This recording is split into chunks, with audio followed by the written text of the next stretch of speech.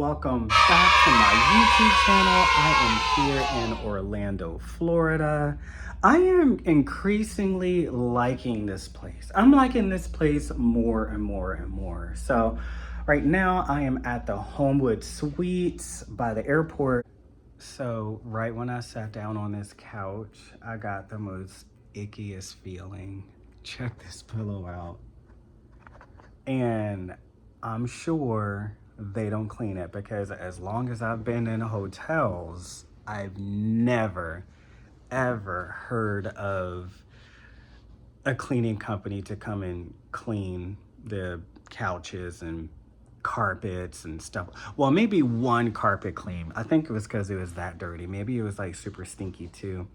But yeah, I've never heard of the cleaning company coming in here and cleaning up the chairs like that and this.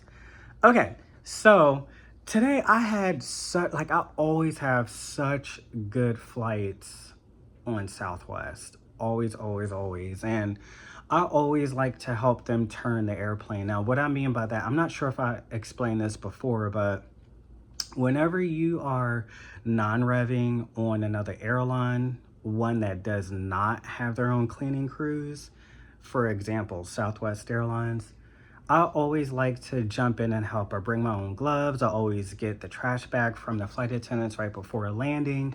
And the thing is that like they're always so appreciative, and they kind of like, I get the feeling that they kind of feel guilty that I'm helping, but no, no, no, no, no, no. It is not that kind of party.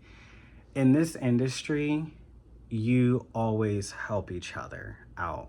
Always help each other out. It doesn't matter what company you work for. It don't matter if your two companies are beefing with each other. It don't matter where you're based. Like, ooh, you're based over there, because if it ever came down to it, we are there to save each other. Got it?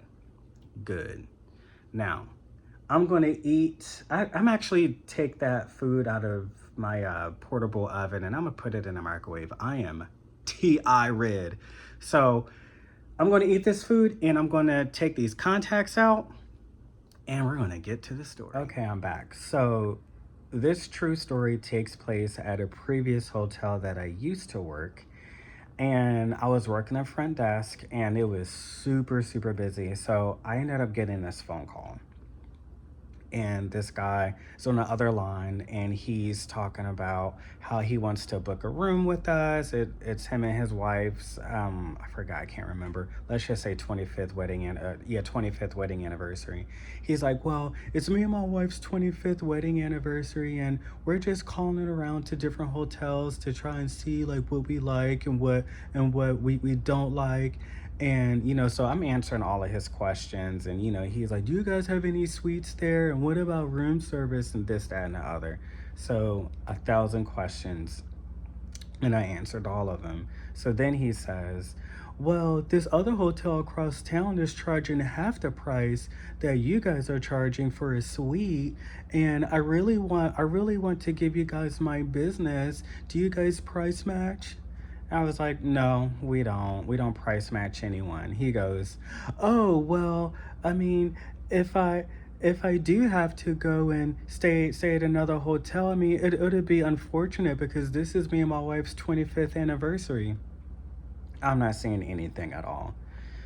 So then he continues. So then he says, well, I'm looking online and I'm doing some research and it looks like you guys' hotel might be haunted. Is it haunted? I was like, no, it's not, even though I was lying. And he goes, well, there's a lot of things online saying that it's haunted. And I go, is that the website of the, let's just say, I'm trying to think of a name. We'll just say Diamond Gem. Well, is that the Diamond? Are you getting that from the diamondgem.com? No. I'm like, okay, so you're getting these from third-party websites that people are putting up. Yeah, but all of them are saying the same thing. I say nothing. So he continues on like rambling about everything under the sun. Still trying to get a next to nothing rate. And give me one second. Still trying to get, a next to nothing rate, but wants everything under the sun. So he continues on. And he's like, so are you sure nothing has ever happened up there? And I'm like, to the best of my knowledge, I'm sure, even though I'm still lying. So then he says, well, I'm really tempted to just go ahead and book a room there, but I really don't want anything bad to happen. I don't want to be touched. I don't want to hear any kind of noises going on in the background and blah blah blah. And so finally, I just had enough. And I was like, you know what? I was like, I'm going to be honest with you. I was like, it sounds like you'll have a better time if you just stay at that other hotel across town. And he was like, what? And I go, I'm just like, okay, well, I'm like, you're finding all of these things online. I keep telling you exactly what I've been telling you, the same thing over and over and over again, even though I was lying every time. And I was like, it sounds like you'll be better off staying at a different hotel because I don't want you to check in and all of a sudden, you hear somebody walking down the hallway and you think it's a ghost, and then you're going to come down to the desk and give everybody a hard time. I don't want that to happen. Nobody here wants that to happen. So it just sounds like you need to stay somewhere else. And so he was completely shocked at that. I forgot what his response was. I mean, what could your response be at that point? I mean, what could you what could you say to what I just said other than, I apologize, or, I'm gonna just go ahead and book the room and not think anything of it. Or here's a better idea, let me stop wasting this person's time at work and go book the other hotel across town. So that was that. So ended the phone call on a good note on my end.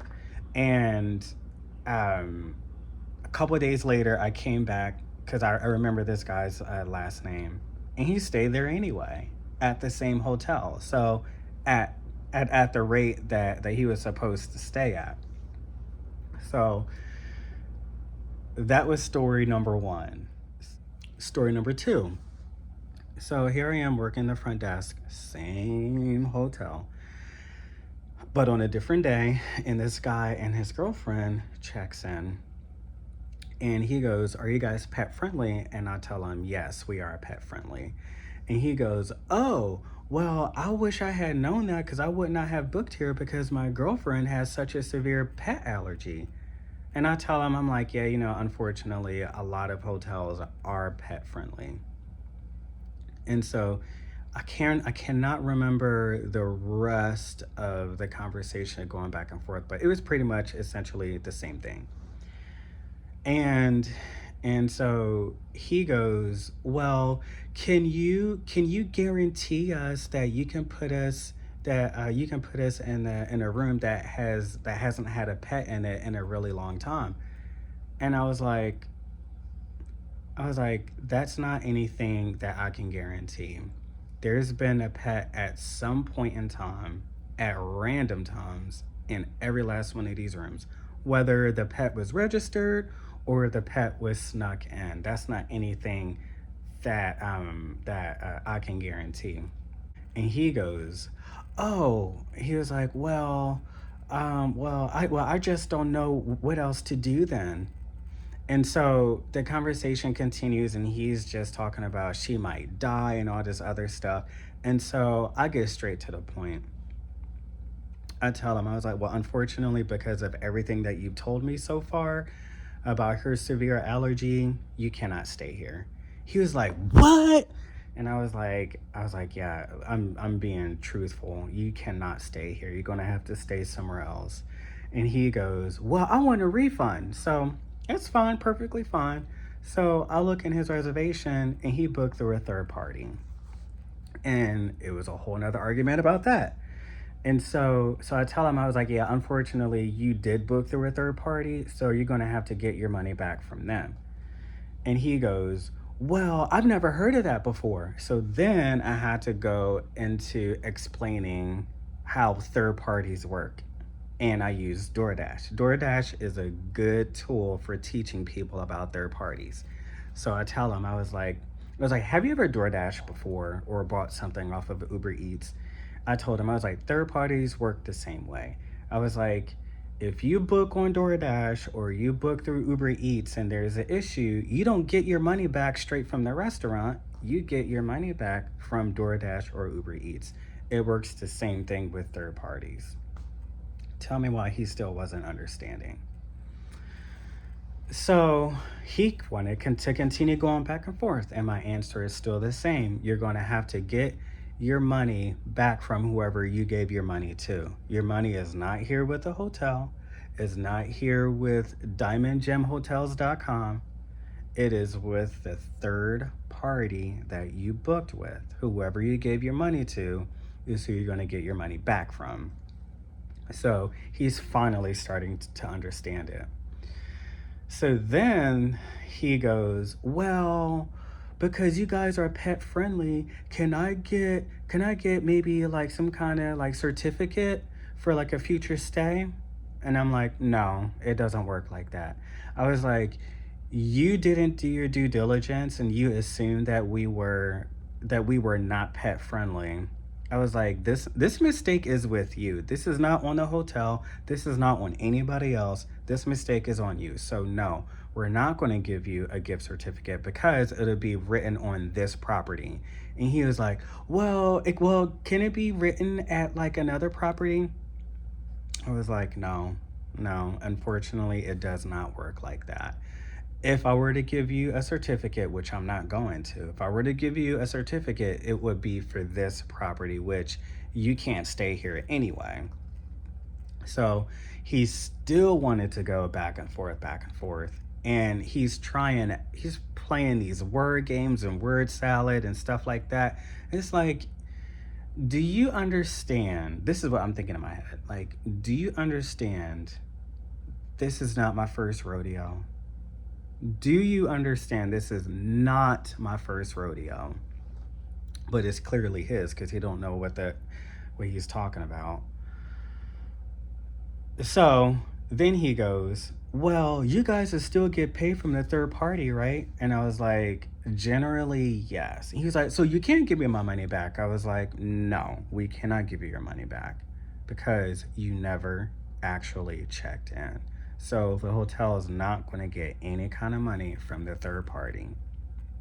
So mind you, he's been at the desk arguing with me for about 30, maybe 40 minutes. And it's past my time, which I'm on the clock still. So trust me, I got time. and and I had a flight out the next morning early. So he still wanted to continue going back and forth, and he's not winning. He's clearly not winning in this argument because it's logic and fact on top. It's logic and fact, and with him it's wishful thinking and fairies and pixie dust and whatever the hell he was believing in at the time. And so he still wanted to go back and forth. And so I cut him off. I put my hand on the desk and I was like, I've told you and I've been telling you for the past at least 30 minutes. At this point, you're wasting my time. Call the third party, get your money back. There's nothing I can do. There's nothing I will ever do to fix this. You need to get your money back from the third party. You're wasting my time. And he was like, he goes, I can't believe you just told me I'm wasting your time. You are wasting my time, and you continue to waste my time. I'm being really nice and patient with you. It's past my time to go home, and you're keeping me here over what I specifically and exactly and coherently told you over and over and over again. Get your money back from the third party. So he finally got it, and him and his girlfriend left. So those are two of, I'm pretty sure there's more stories, floating around. I just have to remember. So those are two instances of some of the shocking things I have told people. Well, that is it for this vlog. And I got invited to the manager's reception that's going on downstairs. So I'm excited to see what that's about. In the meantime, don't forget to comment, like, and subscribe. And I have to tell y'all some new things that's happening. I'm super excited to share that with y'all. All right, well, I will see y'all in the next vlog. Bye.